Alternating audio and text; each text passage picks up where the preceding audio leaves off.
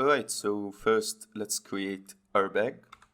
To do that, I'm gonna drop down a box and I'm gonna make it smaller in the z-axis since what we want is more of a sack, and we have to get rid of these sharp corners. So let's drop down a poly bevel, give it a value of maybe 0.1. I think that works. So if we were to simulate it right now, it's gonna work. We're gonna get a result, but it's gonna be a low poly weird result since what we have now is very few faces. So what we're gonna need is subdivide this, give it a value of maybe 4, just to get some more resolution right away. And we're gonna transform it up as well, since we're gonna be adding the sand into the bag, and the sand is gonna tear the bottom of the bag, escape, and hit the ground. We're gonna need more space than this between the bag and the ground. So let's drop down a transform node and maybe give it a value of like 2 meters up. I think that's fine. Alright, so now let's transform this box that we have into a cloth object. So let's drop down a vellum configure cloth. And right away, what I'm gonna change is the mass parameter. By default, it calculates the mass based on a density input and the wireframe of the geometry. What we're gonna do is set it to set uniform, so we're able to have much more control over the mass.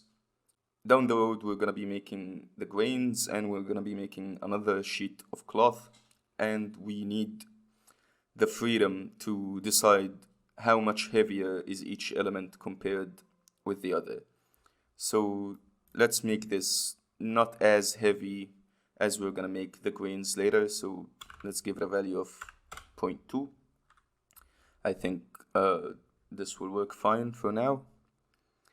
And let's choose our pinpoints to hold the bag in place. If we were to simulate it right now, it will just fall on the ground as it is. Actually, let's see this very quickly. Let's drop down a vellum solver, hook up 3 inputs, and if we press play, it's just gonna drop down. Whoops, let's add a ground collision. It's just gonna drop down onto the ground, and that's not what we want. We want it to be locked in air. So let's choose the points that we're gonna be pinning. So let's choose something on the top right here. Don't worry about getting this completely straight or precise. We're gonna do this later. And if we were to simulate it right now, what we're gonna get is the bag being held in place up the top, and these creases. I don't like these creases. There are too many of them. It looks like a thin layer of cloth. So let's go back to the vellum constraints or the vellum cloth node, and let's make the bend more stiff. So let's take it from whatever it is right now to 0.01. Give it another go. And this looks much more close to being a bag than it did before. Now we have these nice creases. It's more realistic than before. It looks like an empty bag right now.